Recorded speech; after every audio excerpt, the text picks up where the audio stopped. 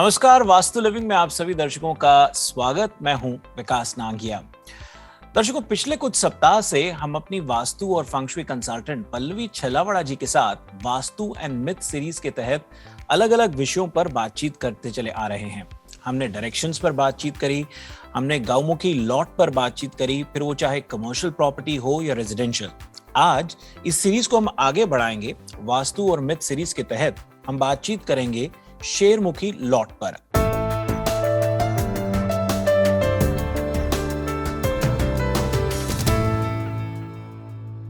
आइए स्वागत करते हैं हमारी वास्तु फंक्शुई कंसल्टेंट पल्लवी छलावड़ा जी का। पल्लवी जी, कार्यक्रम में आपका बहुत बहुत स्वागत। कैसे हैं आप? बहुत बहुत शुक्रिया। मैं तो बहुत अच्छी हूँ। फ्लोरिडा का वेदर एंजॉय कर रही हूँ। आई एम होपिंग कि आप भी न्यू जर्सी का वेदर एंजॉय कर रहे हैं। Pallavi ji, weather is getting better day by day और इंतजार अब यही है कि स्प्रिंग में जो है मौसम खुले और कुछ इत्मीनान हम सर्दियों के बाद ले पाए। बहरहाल, वास्तु और मिथ सीरीज के तहत आज हम शेरमुखी लॉट पर बातचीत करने वाले हैं। बहुत से लोगों को कंफ्यूजन है कि शेरमुखी लॉट किस तरह का होता है, उसका आकार क्या होता है, उसका प्रभाव क्या होता है, क्या कहेंगे? जैसे पुराने जमाने में हर व्यक्ति को अपनी पहचान के लिए एक ज़ोडिएक साइन के साथ जोड़ा जाता है कि आप वर्गो हो, आप लियो हो। जमीन के वास्तु के लिए गौमुखी लॉट है, सर्पाकार लॉट है, जैसे हाथी होता है उसका कान की जो शेप का लॉट होता है। नॉट शेरमुखी, लेकिन हाथी का कान आपने देखा होगा आगे से थोड़ा सा बड़ा, फिर अंदर जाके और थोड़ा छोटा, टेढ़े मेढ़े शेप का जी। तो शेरमुखी लॉट और गजपृष्ठ भूमि लॉट, उसमें फर्क है। गजपृष्ठ भूमि लॉट के अंदर आगे से लॉट आपका बड़ा ही होता है, लेकिन वहां पे शेप जो होता है वो स्क्वायर या रेक्टेंगुलर ना होते हुए यू शेप में होता है, घोड़े की नाल की तरह, होर्सशू की तरह। वहां पे भी आपको लॉट आगे से बड़ा और पीछे से छोटा मिलता है, लेकिन वहां पे डिफरेंस सिर्फ इतना होता है कि उसका जो आकार, उसका जो प्रकार फ्रंट ऑफ द लॉट जो होता है वो राउंड शेप में होता है। जबकि शेरमुखी लॉट जो होता है उसका पर्पस ये होता है कि उसको टाइगर फेस लॉट इसलिए कहते हैं कि शेर का जो स्वभाव होता है वो आक्रामक नेचर का होता है। वो बिना मतलब भी हमेशा दहाड़ता रहता है। शेर के नाम से आदमी को डर लगता है। राजा महाराजाओं के लिए, हमारे रिलीजियस मैथोलॉजिकल देवी देवताओं के लिए शेर की सवारी को एक खास नाम, उपनाम दिया गया है। जैसे अगर हम दुर्गा माँ की बात करते हैं, शक्ति की बात करते हैं, तो उनकी जो सवारी है वो शेर की है। उसका मतलब ये होता है कि नारीत्व होने के बावजूद भी, स्त्री होने के बावजूद भी उनमें उतनी खूबियां है, उसमें उतना पावर है कि वो शेर को भी झुका सकती है और शेर की सवारी कर सकती है। और उसका मतलब दूसरा ये भी होता है कि सारी नेगेटिविटी जो होती है वो उनके आने के साथ, शेर की सवारी के आने के साथ वो खत्म कर देती है, जिसके लिए हम माँ दुर्गा की पूजा करते हैं। उन्होंने काफी जो नकारात्मक राक्षस गण वगैरह जो होते हैं या नेगेटिव एनर्जी वाले लोग होते हैं जिन्होंने लोगों को परेशान किया, उनका जो मैथोलॉजिकल बुक के अनुसार नाश किया है। अब जब शेरमुखी लॉट की बात होती है तो उसका मतलब एक सिंपल लैंग्वेज में ये होता है कि इस लॉट के अंदर आदमी का जीवन, चाहे किसी भी कंट्री में ये लॉट हो, चाहे रेसिडेंशियल हो या कमर्शियल हो, पीस ऑफ माइंड और एक जैसा नहीं होता। ये पहली खूबी होती है शेरमुखी लॉट की। शेरमुखी लॉट का मतलब होता है कि जो लॉट आगे से बड़ा, यानी कि उसका फ्रंट साइड का लॉट जो होता है वो ज्यादा वाइड हो और लॉट का जो बैक साइड का पोर्शन होता है वो थोड़ा सा नैरो हो जाए, तो वहां पे उसको शेरमुखी लॉट कहते हैं। शेरमुखी लॉट के अंदर लड़ाई झगड़े बहुत ज्यादा रहते हैं। शेरमुखी लॉट के अंदर आदमी जब अंदर दाखिल होता है तब तो बड़े सही तरीके से एंटर करता है, लेकिन 3 या 7 साल के अंदर वो आदमी को झुका ही देता है। 3 साल के अंदर लड़ाई झगड़े अपनों के साथ होते हैं। खुद के परिवार में जो आपका ईगो था, खुद के परिवार में एक पहचान थी, जो आपका एटीट्यूड था, आपकी नाम थी, जो आप लोगों को बताते थे कि भैया I am so and so, मैं इस बिजनेसमैन हूँ, या जो भी आपकी पहचान है, जिस चीज का आप प्राउड फील करते थे, 3 साल में इस तरह का लॉट सबसे पहले आपको आपके अपनों के सामने झुका देता है। फिर बारी होती है घर के बाहर के लोगों की, समाज व्यवस्था की। कई बार ऐसा होता है कि हम अपने बच्चे, अपने हस्बैंड वाइफ के रिलेशनशिप में, परिवार के साथ सेटिस्फाइड नहीं होते हैं, लेकिन बाहर की दुनिया में फिर भी हमारा एक नाम होता है। जैसे कहते हैं ना कि घर के अंदर कुछ और, हाथी के दांत दिखाने के कुछ और, बाहर के कुछ और। उसी तरीके से घर में चाहे कितने भी डिफरेंस ओपिनियन क्यों ना हो, लेकिन फिर भी हमारा जो बाहर का साम्राज्य होता है, एम्पायर होता है, वो बना रहता है। लेकिन शेरमुखी लॉर्ड में वो बात नहीं रहती है। 7 साल के बाद वो लॉर्ड के अंदर रहने वाले लॉर्ड का जो मुखिया होता है उसको भी सारी चीज वो तहस नहस कर देता है, यानी कि आपकी सारी कमियां, आपकी सारी पर्सनल बातें, कॉन्फिडेंशियल इंफॉर्मेशन सब कुछ बाहर आ जाती है। और वो आपकी रेपुटेशन से लेकर फाइनेंशियल चीजों से लेकर हर तरह से आदमी की जो कमर होती है, रीढ़ की हड्डी होती है, उसको तोड़ देता है। 9 इयर्स के बाद आदमी को उठा के बाहर कर देता है। अब शेरमुखी लॉर्ड के अंदर एक कॉमन बात यह है कि घर बनाने के लिए, चाहे रेंटल हो चाहे कमर्शियल हो, वास्तु शास्त्र के अनुसार शेरमुखी लॉर्ड को अच्छा नहीं मानती। मैं भी इस बात से एग्री करती हूँ, आगे चल के कुछ और बातें बताऊंगी, लेकिन यहाँ पे उस बात से एग्री करती हूँ। अब जैसे हम बात कर रहे हैं वास्तु के बारे में गलत फहमियां कैसी है, उसके ऊपर मैं ये कहना चाहूंगी। शेरमुखी लॉर्ड के बारे में लोग समझते हैं कि मेरा अपना खुद का घर हो तब जाके शेरमुखी लॉर्ड मेरे पे इफेक्ट करेगा। गलत बात है, लोगों की ये गलत मान्यता है। जिस प्रॉपर्टी पे आप रेंटल हो या आपकी खुद की हो, शेरमुखी स्वभाव का जो लॉट होता है, शेरमुखी प्रकार का जो लॉट होता है, जाने अनजाने में किसी भी वजह से आप उसमें दाखिल हो जाते हो, तो उसका प्रभाव लैंडलॉर्ड पे नहीं होता है। अगर वो रेंटल है तो आप पे होता है।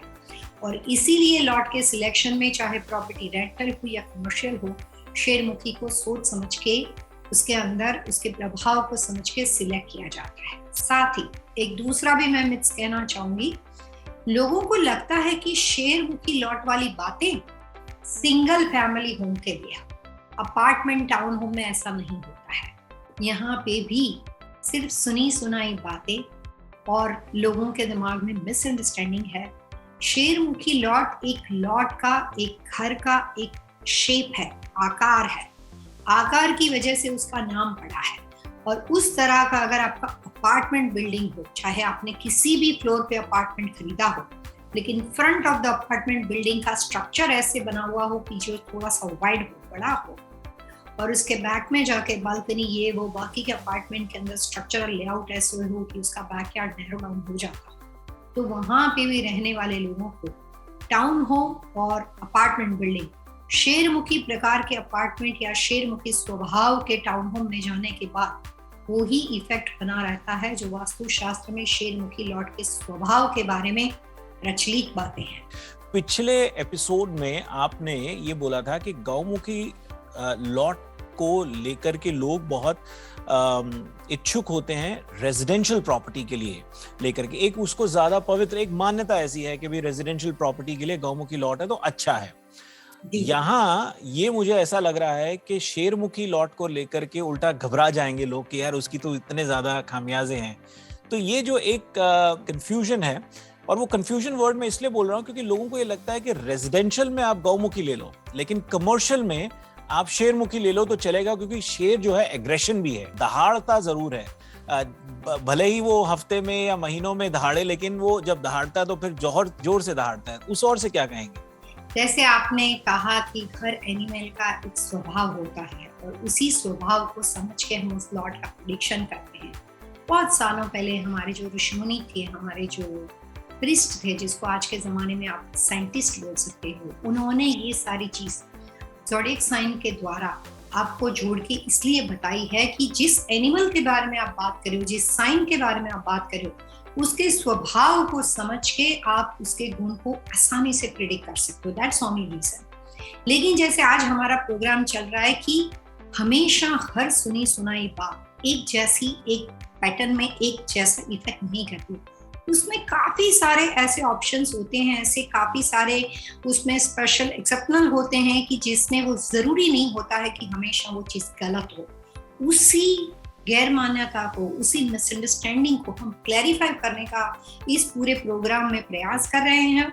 और जितना मेरे को नॉलेज है वास्तु के बारे में, आपको सब जगह से अलग अलग सोर्सेस से काफी इंफॉर्मेशन मिल सकती है, लेकिन वास्तु में मिसअंडरस्टैंडिंग को इतनी अच्छी तरीके से हर पॉइंट को लेकर क्लैरिफाई करने वाला ये पहला शो है, जिसमें हम काफी सारे एपिसोड में कुछ ऐसी बातें करने वाले हैं जिससे आप भी कभी भी दोबारा किसी की पार्टी में सुनी सुनाई बातों में जाते हो तो आप कह सकते हो कि भैया जरूरी नहीं है कि शेरमुखी लॉट हमेशा लिया नहीं जाता, और ये भी जरूरी नहीं है कि गौमुखी लॉट से हमेशा फायदा ही हो सकता है। तो उसका जो डिफरेंस है वो हम इस प्रोग्राम के माध्यम से समझने की कोशिश कर रहे हैं। जी, वक्त एक छोटे से ब्रेक का। ब्रेक के उस पार आज जो हम वास्तु और मिथ सीरीज के तहत शेरमुखी लॉट पर बातचीत कर रहे हैं वो जारी रहेगी। बहुत जल्द हाजिर होंगे।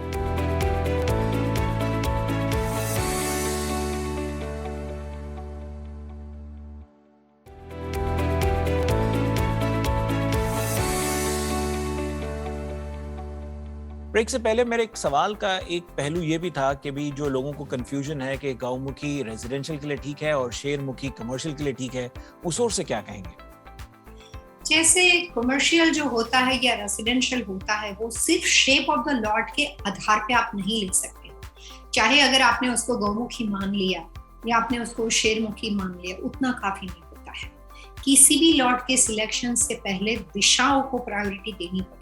यही डिफरेंस होता है कॉमन आदमी जब कोई भी प्रॉपर्टी सिलेक्ट करता है और वास्तु कंसल्टेंट या एक्सपर्ट सिलेक्ट करते हैं। जैसे मैंने गौमुखी में एक क्लैरिफाई किया था कि गौमुखी सारे लॉट अच्छे तब नहीं होते हैं जहां पे नॉर्थ ईस्ट कॉर्नर अगर आपकी कट जाती है या आपके लॉट का फेसिंग फ्रंट अगर नॉर्थ होता हो, तो उस कंडीशन में नॉर्थ ईस्ट लॉट ज्यादातर आपके लिए नुकसानदेह साबित हो सकते हैं, चाहे वो गौमुखी क्यों ना हो।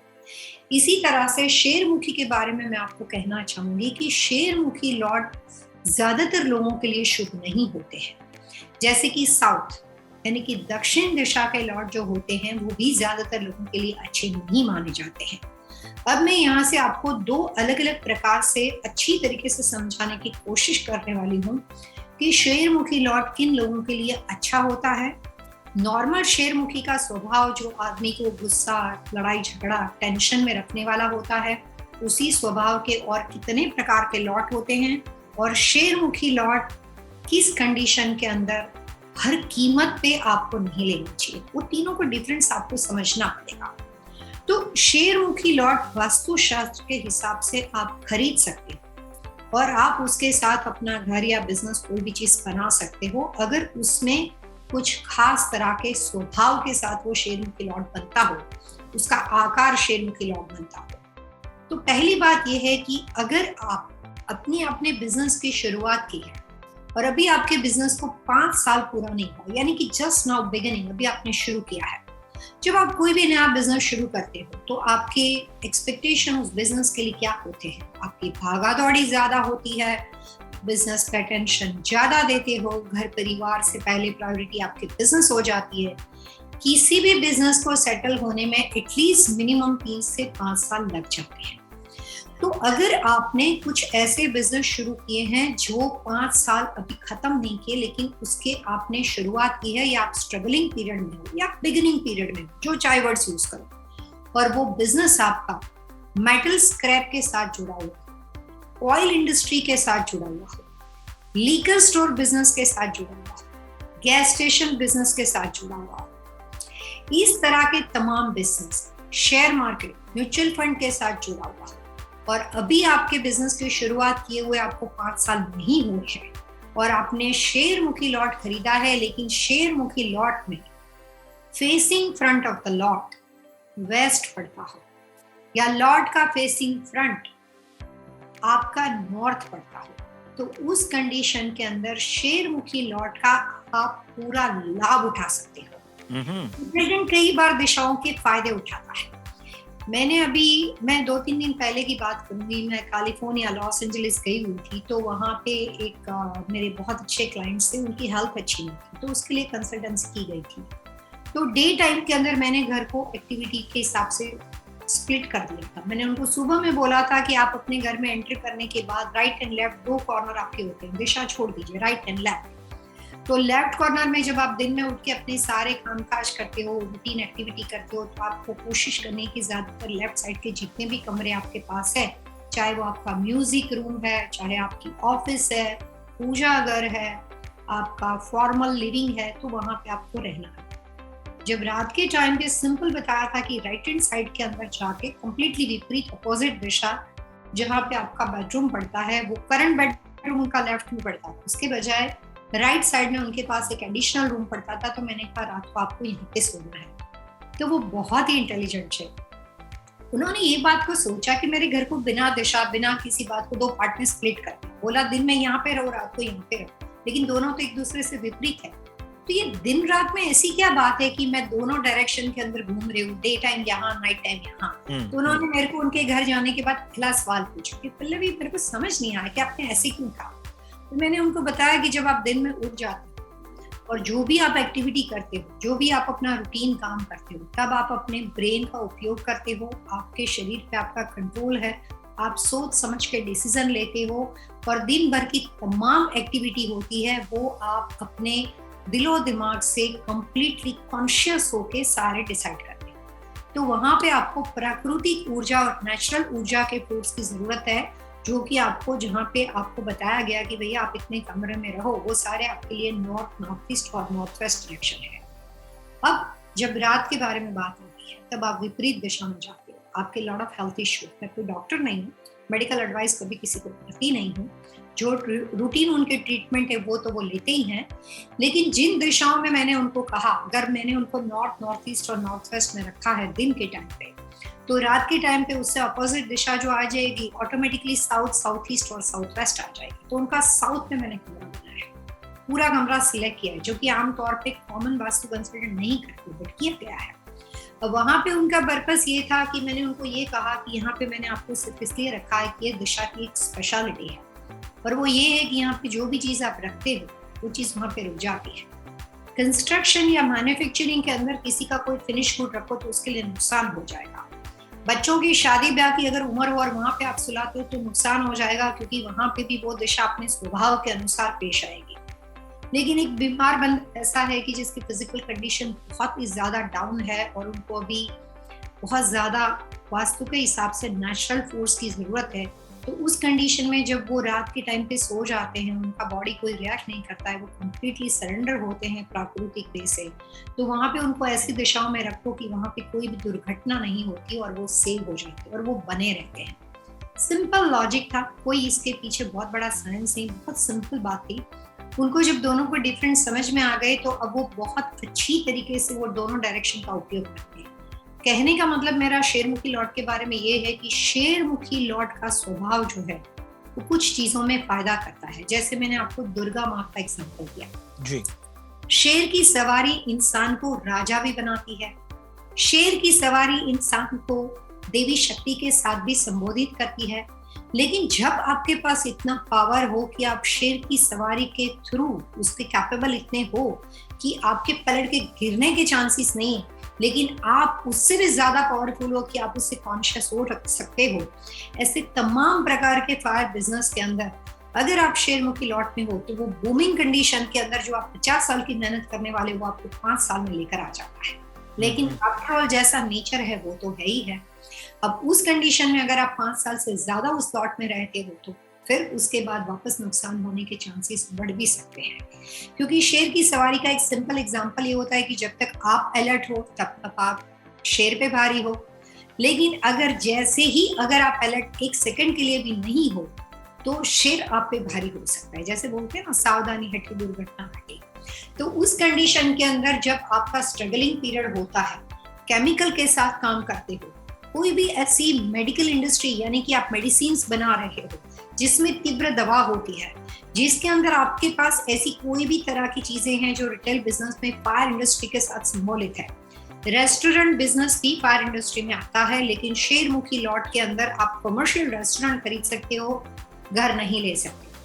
इसके अलावा तमाम जो बातें हैं, जब घर के बारे में, पहले हम रेसिडेंशियल के बारे में बात करते हैं, नए बिजनेस की शुरुआत 5 साल के अंदर अंदर हुई हो और आप कोई भी तरह के केमिकल इंडस्ट्री के साथ जुड़े हो, लिकर बिजनेस के साथ जुड़े हुए हो, तो उस कंडीशन के अंदर आपका लॉट नॉर्थ फेसिंग पड़ता हो और वेस्ट फेसिंग पड़ता हो, तो उस कंडीशन में आप 5 साल तक शेरमुखी लॉट का पूरा लाभ उठा सकते हो और एक स्पेसिफिक टाइप की एक बहुत अच्छा ग्रोथ होने के बाद, एक खास मुकाम हासिल होने के बाद फिर आप वहां से दूसरे घर में मूव हो सकते हो। तो कई बार शेरमुखी लॉट के लाभ भी होते हैं।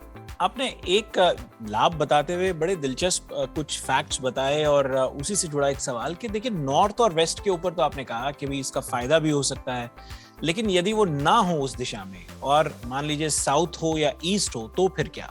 शेरमुखी लॉट के अंदर जिसके लॉट की शुरुआत शेरमुखी लॉट बनती है और उसके सामने टी जंक्शन का रास्ता पड़ता हो, शेरमुखी आपका रेसिडेंशियल या कॉमर्शियल लॉट या अपार्टमेंट या टाउन होम का सिलेक्शन हो और सामने की दिशा साउथ पड़ती हो, साउथ ईस्ट पड़ती हो और सब कार्डिनल पे हो और साउथ वेस्ट पड़ता हो, उस कंडीशन के अंदर आप शेरमुखी लॉट को रेसिडेंशियल या कॉमर्शियल प्रॉपर्टी के अंदर नहीं ले सकते हैं। लेकिन उस कंडीशन में अगर आपके लॉट के ऊपर दो रास्ते पड़ते हो, काफी सारे कॉर्नर लॉट्स होते हैं जिसमें आपको दो रास्ते मिलते हैं, तो अगर किसी वजह से आपके पास दो रास्ते पड़ते हैं और कॉर्नर का लॉट बना हो, तो उस कंडीशन में कभी कभी कुछ खास कंडीशन के अंदर भी शेरमुखी लॉट इंसान को उतना नुकसान नहीं पहुंचाता है। इसके अलावा जैसे आम तौर पे बातें आपने सुनी है कि शेरमुखी लॉट घरों को बनाने के लिए अच्छा नहीं माना जाता, वो बात तब सही है जब आपका लॉट साउथ फेसिंग पड़ता हो, साउथ ईस्ट पड़ता हो या साउथ वेस्ट पड़ता हो। यहाँ पर यह भी समझना होगा कि लॉट शेरमुखी है या गौमुखी है या उसका आकार, मतलब बिल्डिंग का आकार शेरमुखी है। हो सकता है कि लॉट जो है वो शेरमुखी ना हो लेकिन बिल्डिंग का स्ट्रक्चर शेरमुखी स्टाइल में हो, तो फिर भी क्या ये चुनौतीपूर्ण परिस्थितियां हो सकती हैं? बहुत अच्छा सवाल आपने पूछा है। हमेशा इस बात को ध्यान में रखिए कि वास्तु कंसल्टेंट आपके फ्लोर प्लान और आपके घर से ज्यादा प्रायोरिटी हमेशा लॉट को देते हैं। कि लॉट में घर होता है, घर में लॉट नहीं होता है। तो लॉट ही वो एक ऐसा बेस है जो उस बिल्डिंग को कायम रखता है। तो सबसे पहले अगर आपके बिल्डिंग सिलेक्शन के अंदर का शेरमुखी लॉट में शेरमुखी आकार स्वभाव बनता हो, शेरमुखी शेप बनता हो, लेकिन आपका घर का स्ट्रक्चर सही है, तो उस कंडीशन में वो लॉट के अंदर जो आपके 5 साल बनाए रखना आपके लिए पहले हमने डिस्कस किया था, वो चीज आपकी बरकरार रहेगी और आप 5 साल तक रह सकते हो। लेकिन अगर किसी वजह से आपका लॉट शेरमुखी पड़ता हो और आपके घर के अंदर का जो स्ट्रक्चर है वो भी शेरमुखी पड़ता हो, तो ये पूरे 5 साल तक जो भी आप वहाँ पे टाइम स्पेंड करोगे उसमें फाइनेंशियली के साथ साथ एक तरफ आपका फाइनेंशियल स्टेटस बनता जाएगा, आप ग्रो होते जाएंगे, दूसरी तरफ आपकी फैमिली रिलेशनशिप अगर घर है तो इतनी डिस्टर्ब हो जाएगी कि जब आप एक मुकाम पे पहुंचोगे तब आपके रिश्ते पूरे खराब हो चुके होंगे। कमर्शियल हो, पार्टनरशिप में बिजनेस हो, तो यही सेम इफेक्ट से ही नुकसान पार्टनरशिप में होता है। अगर आपका सोलो बिजनेस हो और अगर आपका जो भी आपकी जगह हो, लीज हो, खुद की हो, बिल्डिंग का स्ट्रक्चर शेरमुखी हो और आपके लॉट का शेप भी शेरमुखी हो, तो उस कंडीशन के अंदर जो बिजनेस के साथ आपके एम्प्लॉई, आपके राइट हैंड लोग जुड़े हुए हैं, वो सिर्फ 5 साल के कम पीरियड के अंदर आपके अंदर उसमें काफी बदलाव आ जाते हैं और वहां पे भी आपके बिजनेस रिलेशनशिप में डिस्प्यूट शुरू हो जाते हैं। सो कमर्शियल में या रेसिडेंशियल में लॉट एंड फ्लोर प्लान दोनों अगर शेरमुखी हो तो उसका नुकसान जो होता है वो ज्यादा हो जाता है। जी, वक्त एक और छोटे से ब्रेक का। ब्रेक के उस पार पहले आपसे जानेंगे टिप ऑफ द वीक और फिर आज के विषय पर बातचीत जारी रहेगी। बहुत जल्द हाजिर होंगे।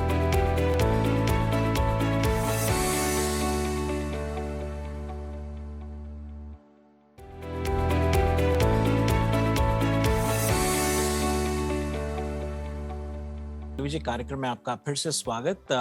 इससे पहले कि विषय को आगे बढ़ाएं, उस पर बातचीत का सिलसिला आगे बढ़ाएं, पहले आपसे जान लेते हैं टिप ऑफ द वीक। जैसे हम आज शेरमुखी लॉट के बारे में बात करते हैं, तो मैं उसके लिए खास कहना चाहूंगी कि आप कभी भी ये जब आपको जानकारी मिलती है कि आपके लॉट का शेप शेरमुखी है या आपका फ्लोर प्लान शेरमुखी है, और चाहे वो प्रॉपर्टी रेसिडेंशियल हो या कमर्शियल हो, तो ऐसे लोगों को अपनी प्रॉपर्टी के अंदर, रेसिडेंशियल या कमर्शियल प्रॉपर्टी के अंदर डेकोरेशन में कभी भी मिरर का उपयोग नहीं करना चाहिए। शेरमुखी लॉट में आप जितना ज्यादा मिरर का इफेक्ट, जितना आप ज्यादा मिरर को यूज करते हो, उतनी उसकी नकारात्मक अभिगम जो है, उसके नेगेटिविटी के जो एनर्जी का, फोर्स का लेवल है, वो बहुत ज्यादा स्पीड में बढ़ जाता है।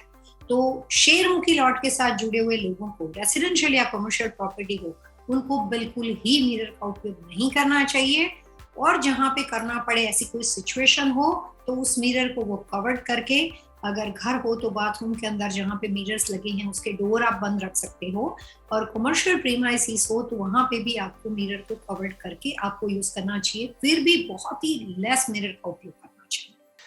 दर्शकों, वास्तु लिविंग के आज के एपिसोड में इतना ही। यदि आज के एपिसोड से संबंधित आपके मन में कोई सवाल है, सुझाव है, या फिर आप चाहते हैं कि हम पल्लवी जी से अन्य किसी विषय पर बातचीत करें, तो आप हमें लिख सकते हैं vastu@tvasiausa.com पर।